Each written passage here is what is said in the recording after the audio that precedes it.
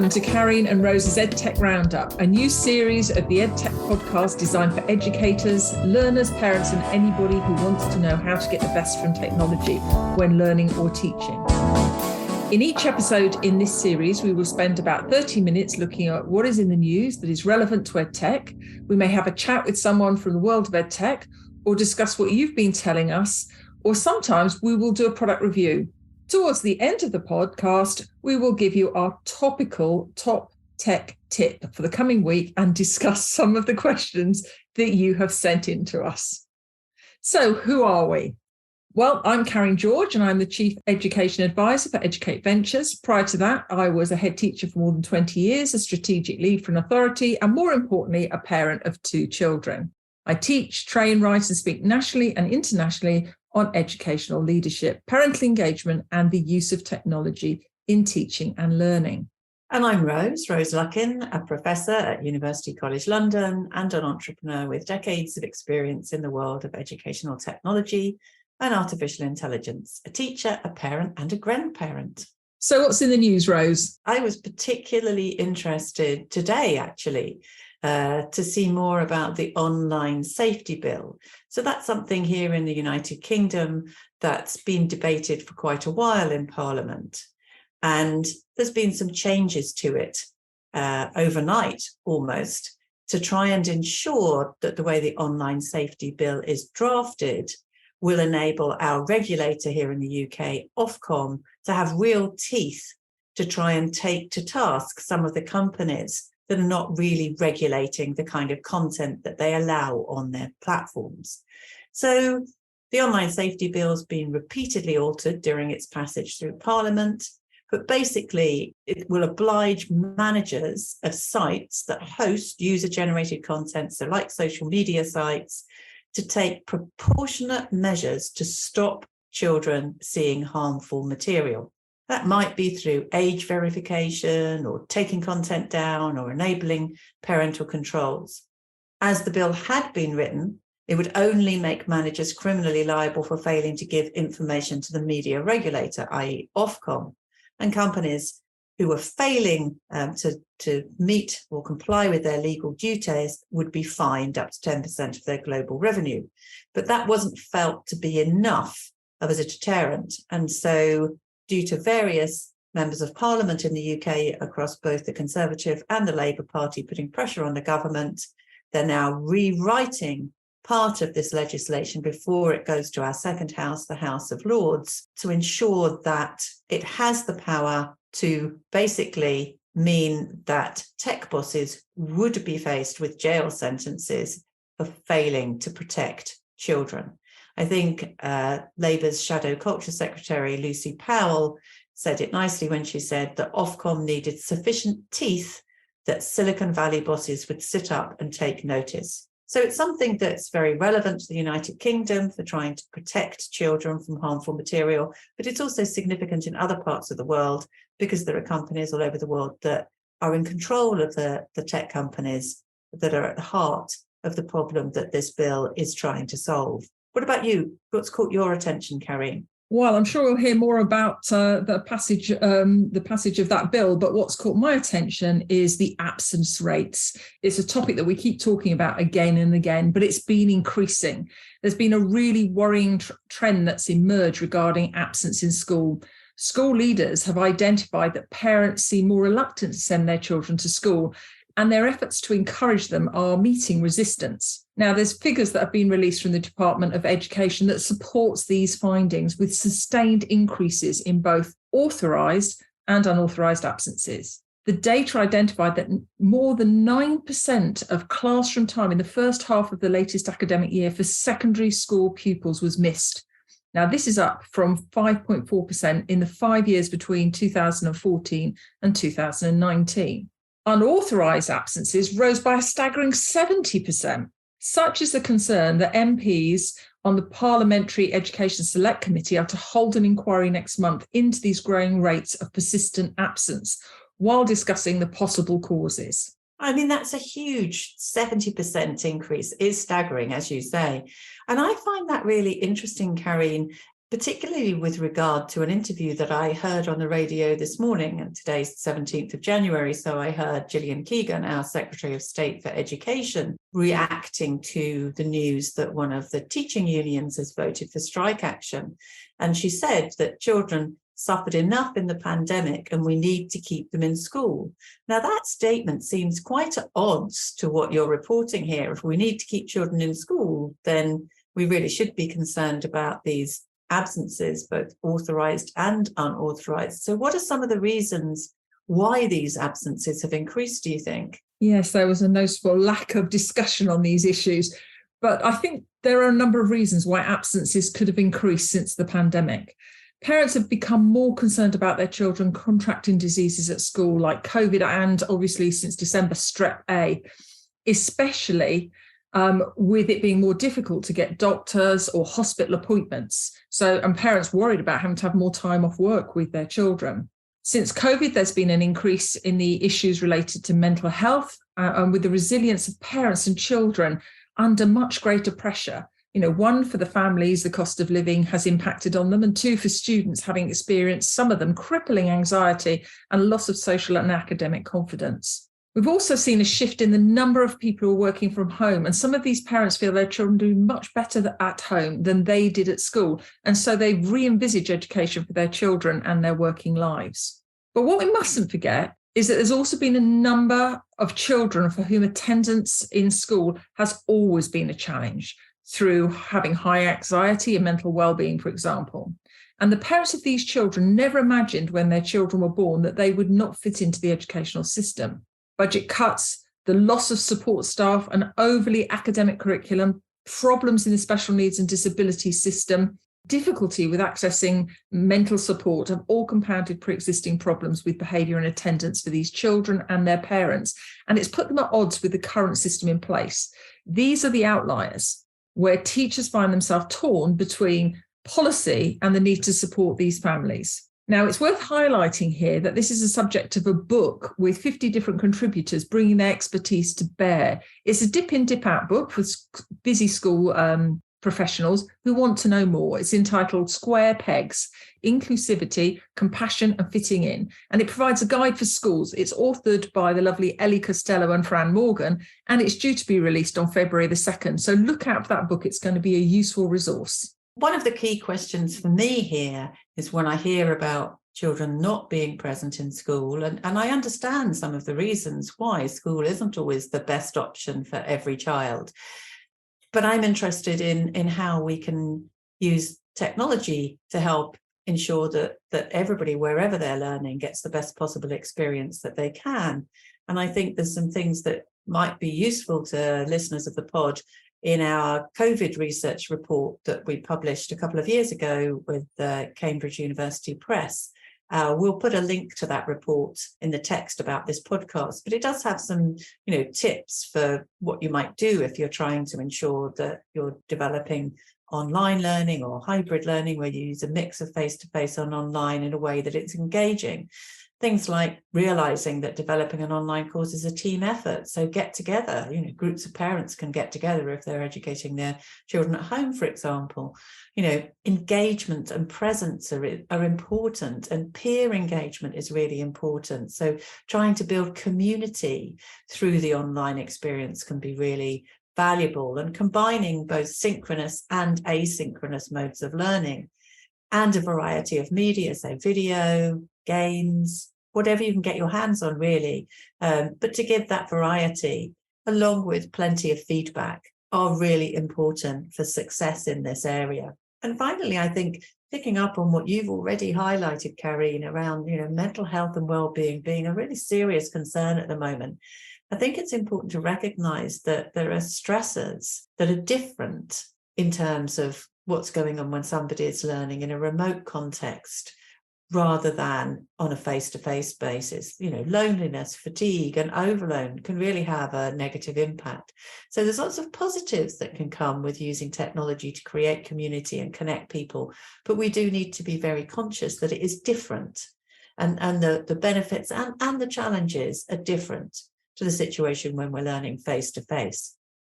But what's our key topic for discussion today, Karine? For today, we're going to focus on AI. I'm not sure if any of our listeners have missed all the hype around the chatter about ChatGPT.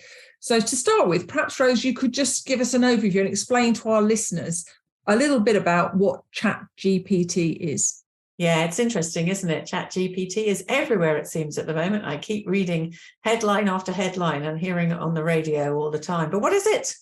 Well, ChatGPT is a form of artificial intelligence, or AI. It's a type of AI that's called generative AI.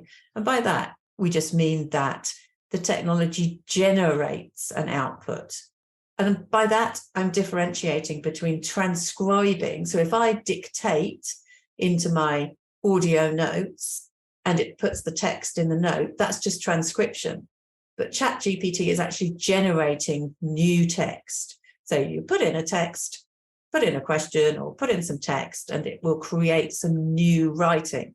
But actually, the technology at the heart of ChatGPT has been around for a couple of years. It's something called GPT-3, which actually was launched a couple of years ago by a company called OpenAI, invested in famously by Elon Musk. And GPT-3 stands for Generative Pre-trained Transformer version 3, which sounds very Star Wars, but basically it's a form of machine learning artificial intelligence that learns or has been trained and continues to learn. And now this technology is super sophisticated, I have to say. It's like a really clever autocomplete function, to be honest. And it is incredibly powerful because it has been trained on, wait for this, 45 terabytes of text data. Now, just to put that in context, the entire English language version of Wikipedia accounts for only 0.6% of its entire data set, so under 1%. It is truly huge. And that is part of the power. So the technology that underpins ChatGPT has been around for a while. But I think the fuss is happening now because it's been made freely available, it's scaled, it's got an easy to use interface, and because it has been trained on this massive data set, it is actually quite impressive. But a really important thing to remember is ChatGPT does not understand a word it produces. It has no understanding at all. And it does get things wrong. It's not perfect, it's not foolproof. So it's really interesting and really clever, but... It's really useful, Rose. But for our listeners, can you just say a little bit more about some of the other types of generative AI so that we can think about how they might impact on education too? Yeah, that's a good point, Karine, because it's not just that this generative AI can generate text. It can also generate images and it can generate movies, videos. So basically, we have text to image where you type in a description of the image that you want to be created and the AI will create it. And again, the same company that's produced ChatGPT, OpenAI, has produced something called DALL-E, which can be used for creating images from textual description. And we've also got even smarter generative AI that can take text and images and create video from it. And you know, the company behind Facebook, Meta, has a version of this called Unveiled. Google have a couple of versions of this. And these technologies are really quite incredible. They're not all publicly available in quite the easy to use way that ChatGPT is. So DALL-E is available publicly, and that's the system that can produce images from text. But not all of the systems that produce video from text are available. Some of them are on a freemium model, and some of them aren't yet. There's a little bit of concern about making all of these technologies widely available on a free-to-use basis. But, it's not going to be long before they're all out there, encouraging people to use them. And then, of course, we'll all start to be charged for using them, because let's not forget, this is a money-making business. But Rose, isn't this type of AI extremely expensive? Yes, to build, it is expensive, although the prices are dropping because once we get to know how to do it, it does become easier to do. However, the money that's being invested in this is phenomenal. And I think it's important to reflect on this because it's not going away. 3 years ago, Microsoft put in $1 billion to OpenAI, for example. And I noticed in the Financial Times this morning, it was reported that they're now considering putting in another $10 billion of investment into OpenAI because they see it as the defining deal in AI for this era. So there is going to be a huge amount of money put into developing these technologies. They are not going away, and they will, without question, impact on education. We can't hide. We have to work out how to get the benefits from these technologies and avoid the disadvantages. But I think, Karine, haven't you been out and about this week talking to a number of teachers and head teachers about artificial intelligence? And I'm just wondering what you've learned from them that can contribute to our thinking on this subject. Looking at what's happened with ChatGPT, I was very interested in finding out a little bit more about what teachers and head teachers thought about AI, because it is exploding around us. It's been there and it's exploding and only going to get bigger. And particularly if our job, and I know this is my mantra that I go on and on about, our job is to prepare our children for their future, not for our pasts. So I wanted to know what they knew about it, what they were doing about it. And I asked them questions like, have you ever considered using AI in your teaching? Did they feel they had enough knowledge to utilize its potential? I wanted to know whether AI was encouraged in the classroom, whether it was supported by their school leadership, the academy, or the authority, and what professional development had been available to them on this area so far. Now, overwhelmingly, I have to say there was a lack of understanding in the knowledge about the potential of AI in education among teachers. This can make it very difficult to fully appreciate the benefits of using AI in the classroom. The teachers that I spoke to didn't really see the relevance to their specific subject or class, or the value in using AI to inform their teaching practices. They didn't understand how it could be applied in the classroom, and so they didn't see it as a priority.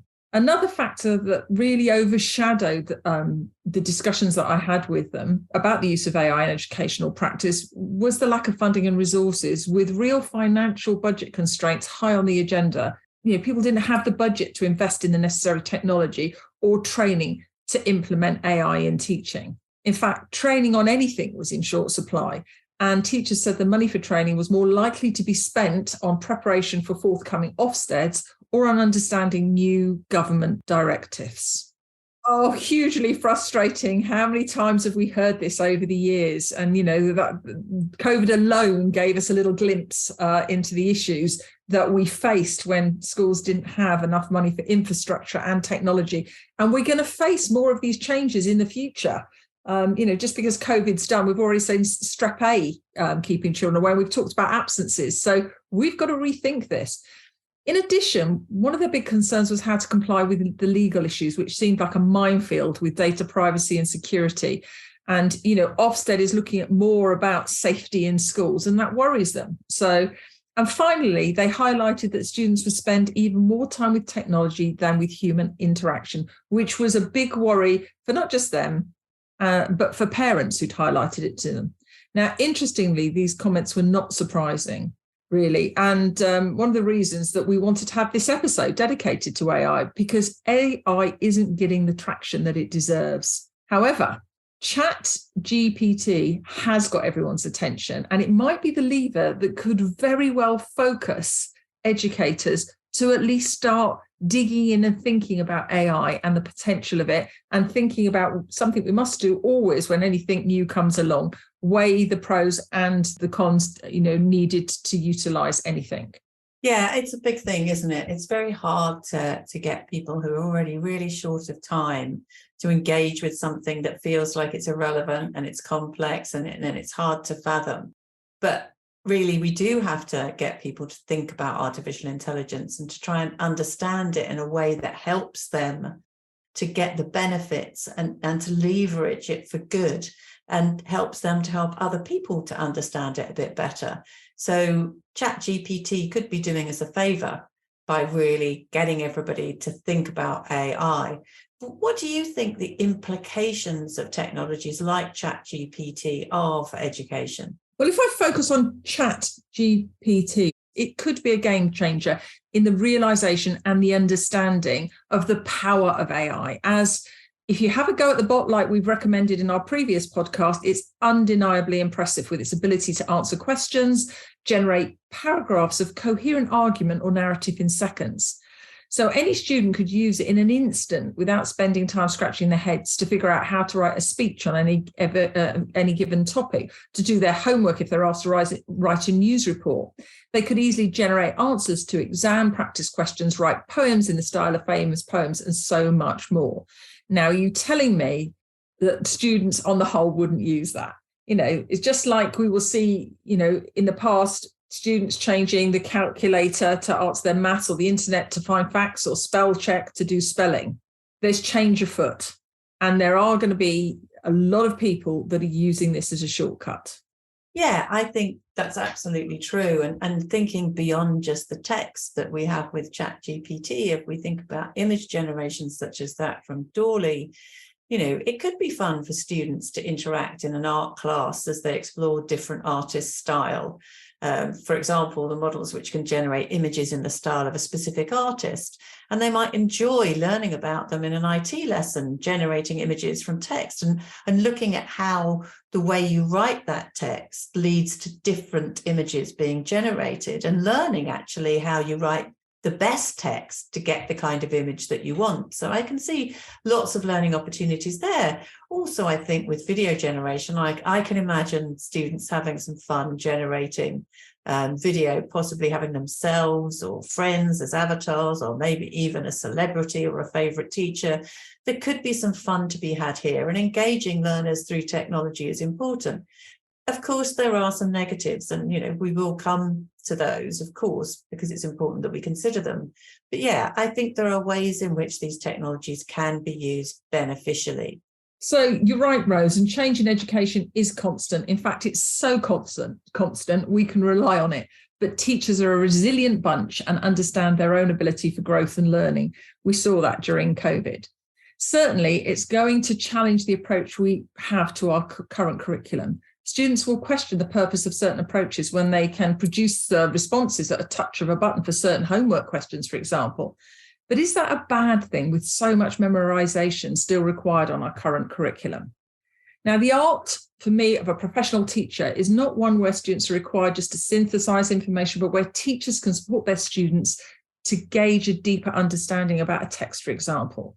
Why do students need to write or do research when ChatGPT and Google can do it for them? We could flip the learning by asking students to use ChatGPT for assignments and ask them to critically review the feedback provided on their writing so they can determine what's more helpful to their own learning. A culture of peer critique could be built, which is something that's been talked about a lot, where students could analyse, provide feedback on, or even grade the text produced by ChatGPT as a way to prepare for peer review of their work, classwork, which in turn will support greater collaboration. Another area that's been talked a lot about, the benefits of collaboration in learning. Or teachers could use ChatGPT to explain a concept for a 5-year-old, a college student, or an expert, and then ask the students to analyse the difference in the way ChatGPT uses language. Now, would that be such a bad thing?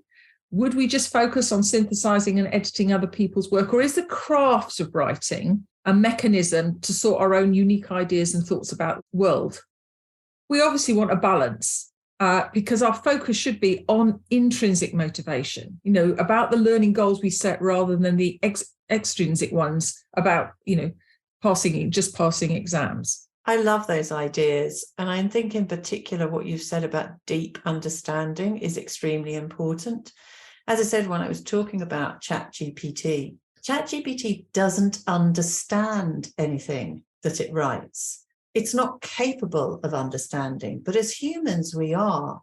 So why not use it as a tool to increase the depth of understanding that we as humans have? Over the years, there have been numerous studies that have shown how often even students at universities have quite a poor understanding of where knowledge comes from, what it is, what good evidence is on which they can base whether they believe something to be true or not. I could see ChatGPT as a really useful tool for helping us to engage students in getting a deeper and deeper understanding of a subject by keep probing ChatGPT, seeing where the gaps are, seeing where the differences are, challenging each other to get the best answer from it, and remembering that it can be wrong and looking for the errors that it produces. I could see that as a possibility. However, I do worry that it could be a tool for dumbing down, whereby people end up using it to produce their text and they don't really look to improve what it produces. They take what it produces on face value. And I think that could be quite damaging. I think the possibilities that the discussions that ChatGPT has prompted about changing our assessment system are brilliant. I can remember saying 10 years ago we needed to move away from the essay as a hugely common assessment metric, that we needed to find new methods. So actually, it's amazing it takes ChatGPT to actually get that challenge to the forefront of everybody's mind. I think we do need to rethink our assessment system. And if ChatGPT generates those conversations, well, I'm really pleased about that. I think there are also some problems, as always, with artificial intelligence when it comes to ethics and data, which we will revisit in a future episode of this pod. But let's just reflect on the title of our pod for today, which is ChatGPT, Friend or Foe to Education. But also that when we first decided to do a pod about AI, it was actually because we wanted to encourage people to get involved, and we wanted them to know more about artificial intelligence. In fact, we wanted them to want to know more about artificial intelligence because it's part of our world and it has significant implications for education. And we were doing this originally through talking about our book, AI for School Teachers, that came out last year, published by Routledge, and the fact that we've got some free audio chapters from that book coming out. The first one will be released at the same time as this pod.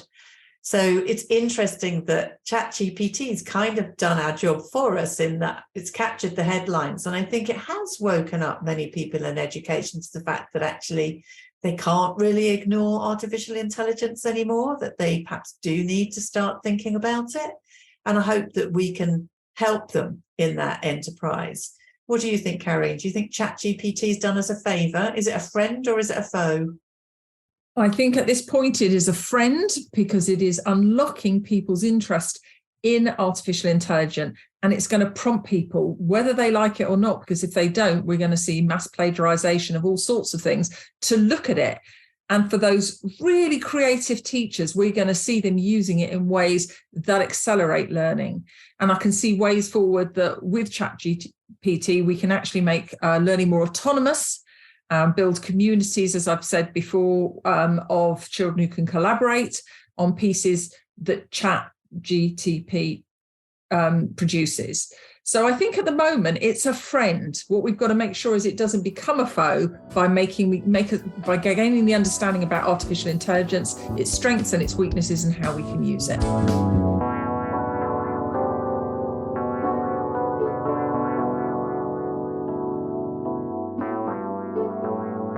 So as we conclude this section of the podcast and our discussion, what are the questions we should ask ourselves? Well, I think there's one key one, Rose, and that's, as professional educators, we should think, should we wait for training or be responsible for developing our own professional capital in this area? Absolutely. I think we have to think about developing our own professional capacity in this area. And I think with a bit of luck, podcasts like this and lots of the other conversations that are going on at the moment about ChatGPT can be super helpful in getting people engaged and helping them to build their understanding. So shall we turn to our topical top tech tips? Yes, indeed. And I'd like to leave you with a quote. I'd like to leave our listeners with a quote here. And it's a quote by Charles Ledbetter. And the quote says, "We need to learn to become more human as society becomes more technological, to become more creative as work becomes more programmed, to be more empathetic as systems become more pervasive. We've got to take the initiative rather than meekly follow instructions." That's really important. To work together rather than go it alone. We are not robots, and we need to excel at being human. And being human, when I look at that quote, means accepting change and questioning the results that we see and using our own cognition to make informed decisions. So you could all make a start by actually starting to develop your own professional capital and digging into the area of AI and trying ChatGPT, or turning to our audio recording, which may be a great starting point for everybody. Yeah, and we'll put a link to that audio recording in the text along with this podcast. Thanks, Karine. I love that quote. I used to have a little badge that I wore that said, "I love AI." And I'd always say to people, yes, and I love humans more. And I think it is really important to remember that humans are much more important than robots, and we're not robots. Humans are way more sophisticated and interesting, and we need to keep it that way. But my topical top tech tip for this week is actually related to the online safety bill and how parents can best work with their children, and indeed teachers can best work with children to protect them, because it's really important that we have this bill, that we're having this legislation in order to try and make the world of the online, of social media, of all that content that's out there, a safer place for children. But I'd like to reflect back on some of the work done by Richard Kalata, who's the chief executive of ISTE, which is the International Society for Technology and Education. And he was a guest on the very first Edtech podcast that I hosted. And he's written a book. And in that book, he talks about the need to talk to children about why they need to be careful online, why they need to limit their screen time. So rather than just having regulation, but actually sit down and chat to children about why these things are necessary. And I know, Karine, you and I have talked before about how even with very young children, you can engage them in quite complex concepts in this space. You certainly can, and it's most important to do that because they're the citizens of the future, and their parents should actively involve them, having these open and honest conversations, so that children can stay safe as they grow older and know what the markers are to look for. I mean, in terms of young children, we can start very, very young with toys by asking them to think about, if they have a toy, who would they lend it to? And the toy represents the data. Why wouldn't they lend it to somebody? What would be the questions they ask if they're going to lend their toy? And all of these are starting to think about reasons and rationale for not sharing your data when you apply it to data. So we can start very, very young to talk about data and get children thinking about and problem solving and asking the appropriate questions. Yeah, and data sharing are fundamental to part of what it means to be safe online. Well, we're coming to the end of the pod, but I think we've got time for a listener question. So I think we've had a question from Kate. Karine, can you tell us a bit more? Yes, Kate was recently a secondary school teacher. She works for a higher inspector in Hampshire, but she's been passionate about the use of EdTech to enhance learning. And she was an Apple educator and led the demonstrator school program. And she told me that it wasn't a question that she was asking us, but it was a question she was most asked as a teacher and a leader of the demonstrator program. And the question from lots of teachers to her was, how can you see through the media hype around any tech product to get real factual information? Now, I thought about that, and in my view, there are a number of ways. One of the ways is to get accurate information about a product is to ignore the endorsements by celebrities or people who speak the loudest about technology. You can't take the word of just another professional who may have a good following on social media, because you have to look at it being used in your school with your stakeholders. So you may be looking at totally different parameters of what the problem you're trying to solve. If it doesn't work for your children, it's no good, whoever endorses it. And I know that Kate, that's one of her mantras. Now, what can you do instead? Well, you can read reviews and analyze from reputable technology publications or websites like EdSurge or EdTech Times or the EdTech Education magazine that covers products and reviews. Now, these are typically written by experts who have thoroughly tested and evaluated the product, and they can provide detailed information about its features, so you can look at the features that are important to your school in your context, the performance and the value added. Additionally, you can look for independent reviews or user reviews to give you a sense of the real experience of the product. And you can also research the company's official website and read the technical specifications. But again, lots of teachers don't have time to do that. So one of the things that you can do is go onto YouTube to watch videos of people using it in situ. These are the people who are trialing it firsthand and sometimes showcasing how it can be used and demonstrated in schools. All of this is going to start to build a picture for you about how useful that product might be in your context for the problem you're trying to solve.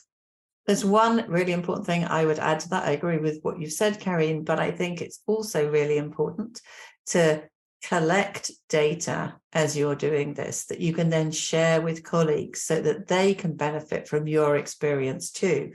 And in a future pod, we will talk a little bit more about what it means to collect data and how you can learn from that data in a way that's manageable for very, very busy teachers. Thank you, Rose. Well, I think that's it for today.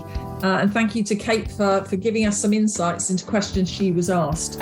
And many thanks to our audience for joining us. We hope you found this interesting, enjoyable, and most importantly, helpful to you, and that you'll listen to the next episode where we talk about the trends and the current thinking about EdTech. So please do send us your questions. They can be about any aspect of educational technology for any age of learner, and send them to hello@educateventures.com. Brilliant. Yeah, I agree. I'm looking forward to the next episode, and we haven't even recorded it yet. Thanks for listening.